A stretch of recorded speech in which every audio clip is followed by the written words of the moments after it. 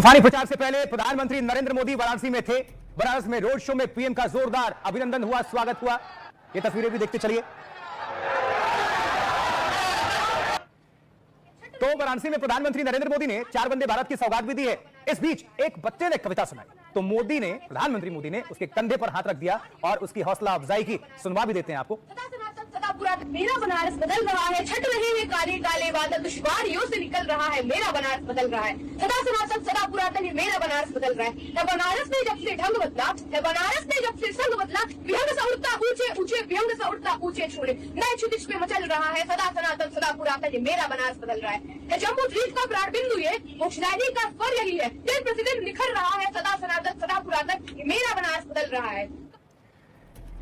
तो ये दर्शाता है कि प्रधानमंत्री नरेंद्र मोदी सबको किस तरह से आगे बढ़ाते हैं, चाहे उनमें युवा हो या फिर बच्चे ही क्यों ना हो। इधर प्रधानमंत्री नरेंद्र मोदी बच्चे को शिक्षा में आगे बढ़ाने की बात कर रहे हैं और उधर बिहार में कट्टे पर घमासान मच गया है। जी हां, पिछले दिनों आरजेडी के मंच से एक बच्चे ने कट्टे और रंगदारी की बात जो कर दी थी।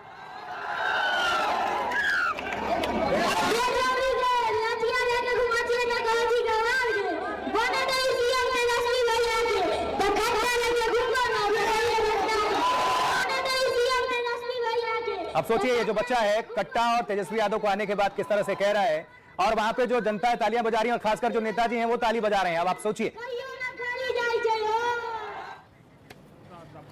और इस बीच प्रधानमंत्री नरेंद्र मोदी ने इस बयान को हथियार बना लिया और चुनाव में महागठबंधन पर तीखे हमले बोल दिए। सीतामढ़ी कट्टा रंगदारी पर हमला किस तरह से बोला पीएम ने, सुनिए जरा। कह रहा है कि आरजेडी सरकार रंगदार बनाती है और वो बच्चा कहता है मैं खुद रंगदार बनना चाहता हूं।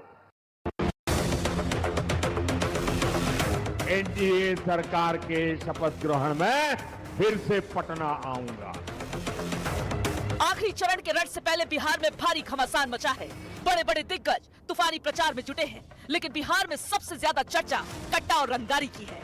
बिहार की आखिरी रैली में पीएम ने साफ कह दिया, जहां कट्टा और रंगदारी का राज चलता है वो गुंडा राज और जंगल राज की निशानी है और बिहार की जनता को ऐसी सरकार नहीं बनानी है। आरजेडी के लोग बिहार के युवाओं को कट्टा और दूनाली देने की बात कर रहे हैं। कट्टा और जंगल राज पर तूफानी प्रहार हुआ तो महागठबंधन भी पलटवार में पीछे नहीं है। तेजस्वी यादव के अलावा प्रियंका गांधी भी ताबड़तोड़ रैलियां कर रही है और कह रही है गोली, रंगदारी और फिरौती जैसी बातें शर्मनाक है। ये चुनाव हार रहे इसलिए मुद्दे से भटका रहे। क्या भाषा शैली है, हमारे देश के प्रधानमंत्री हैं। कहीं कट्टा, अपहरण, हत्या, इस ऐसी बातें।